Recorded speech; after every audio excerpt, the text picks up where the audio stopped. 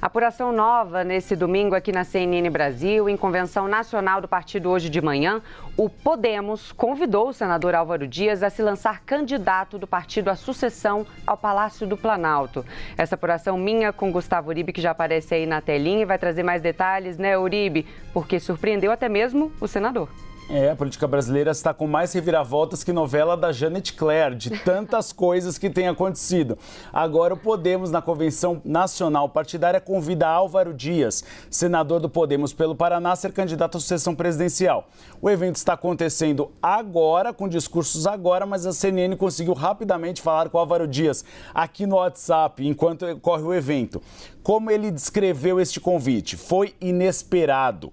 Nada foi acertado antecipadamente. Eu fui surpreendido. Não cogitava. Mas é unânime aqui na convenção. Estou perplexo. Sou candidato ao Senado Federal. Vou pedir para discutir essa convocação até o dia 15. Aí eu falei novamente com o Álvaro Dias. Ele disse, vamos refletir até o dia 15. A ata, ou seja, a confirmação da postura do Podemos na disputa nacional, ficará em aberto. 5 é o dia da véspera do prazo final para o anúncio das candidaturas e lançamento das candidaturas estaduais e nacionais. Então, até o limite do prazo, Álvaro Dias conversará com o Podemos se realmente irá se lançar candidato. Ele foi candidato em 2018, mas teve uma votação pequena, 0,8% dos votos válidos. Agora há essa possibilidade dele ser candidato de novo à sucessão presidencial. Aliados de Álvaro Dias acham melhor que ele dispute a reeleição ao Senado Federal. Dizem que ele tem um pouco mais de chances. A eventual saída de Álvaro Dias poderia favorecer Sérgio Moro, que é candidato ao Senado pelo Paraná, pela União Brasil, e é considerado afiliado político de Álvaro Dias. Lá a disputa está, as pesquisas internas mostram que há uma vantagem pequena para Álvaro Dias, mas a disputa está bastante acirrada. Isso poderia facilitar, então, uma eleição de Sérgio Moro. Caso o Podemos não apoie o nome de Álvaro Dias, a tendência é que fique neutro, não apoie ninguém no primeiro turno e, eventualmente, no segundo turno, apoie uma das duas candidaturas à sucessão presidencial ou nenhuma delas. E aí você tem uma discussão interna do partido de que se manter neutro pode fazer com que alguns diretórios regionais apoiem a candidatura do presidente Jair Bolsonaro. Então, que seria melhor cumprir tabela com o nome de Álvaro Dias. A questão é que Álvaro Dias, caso repita o mesmo desempenho de 2018, não terá mais cargo. Naquela época ele era senador, 8 anos de mandato, tinham passado 4 e aí ele continuou no poder legislativo. Então ele me disse que foi surpreendido, mas está agora refletindo sobre essa possibilidade.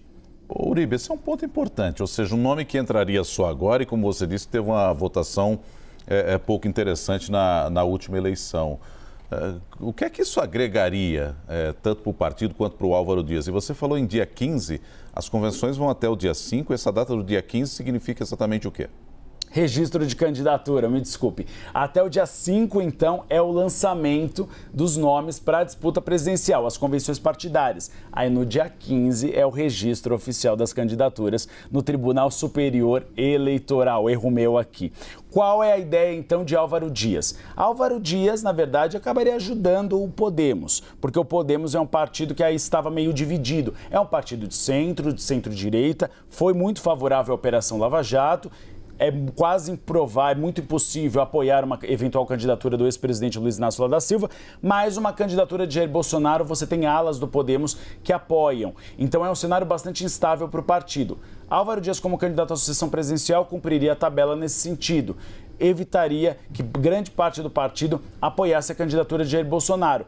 E poderia ser um pouco preocupante, inclusive, para a candidatura de Jair Bolsonaro. A gente viu que as pesquisas internas do PL mostraram que alguns setores da sociedade que apoiaram Jair Bolsonaro em 2018 ficaram um pouco desiludidos e não o apoiam mais. Os liberais, que acreditavam numa agenda liberal que acabou morrendo na praia, por exemplo, agora com os furos no teto de gastos, as agendas de privatização não foram adiante, as reformas também, tanto tributária como administrativa, e aqueles chamados lavajatistas, porque é uma crítica do atual governo que finalizou a Operação Lava Jato, que antes vinha trabalhando muito bem, mas que depois foi interrompida por falta tanto de recursos como falta de disposição política de continuá-la. Então, mais parte desse eleitorado, que é muito antipetista, migraria para a candidatura de Jair Bolsonaro. Álvaro Dias, de uma certa forma, conseguiria frear parte destes votos.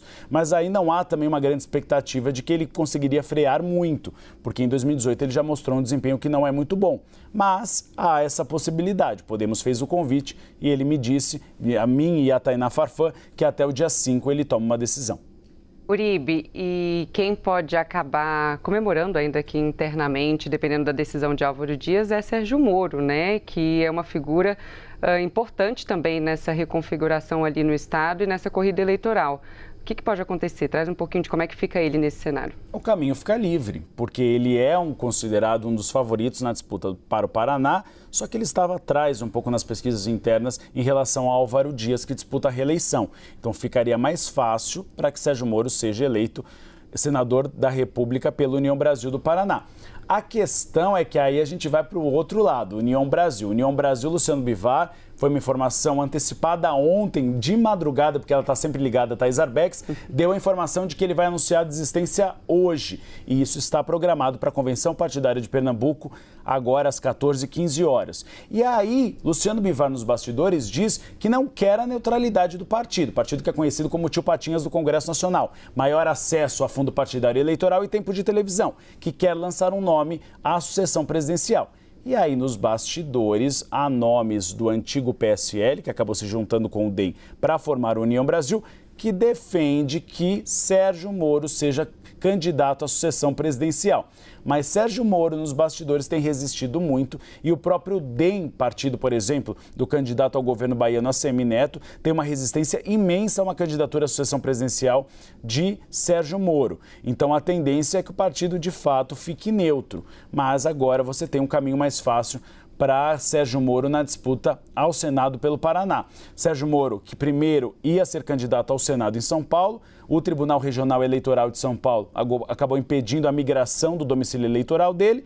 E aí era um cenário um pouco difícil para ele, porque era uma disputa que você tinha Márcio França, que ainda é candidato ao Senado Federal, e José Luiz da Atena, apresentador, que acabou desistindo. Agora no Paraná, caso haja saída de Álvaro Dias, ela se confirme, o cenário fica mais fácil para ele. Uribe, para os dois principais candidatos atualmente à presidência, Jair Bolsonaro e Luiz Inácio Lula da Silva, é interessante a entrada de mais um candidato, ou pelo menos a substituição do Bivar por um outro candidato, ou seria mais interessante que o partido não tivesse ninguém? Que o partido não tivesse ninguém, que o partido ficasse neutro, porque você tem alguns diretórios no Nordeste do União Brasil que preferem um apoio, por exemplo, a Lula. Você tem outros, como é o caso aqui de Goiás, com Ronaldo Caiado, que preferem um apoio a Jair Bolsonaro. Então, para os dois, seria melhor que o União Brasil ficasse neutro. Perfeito. Gustavo Uribe participando conosco nesta manhã. Obrigado, viu, Gustavo? Até logo mais.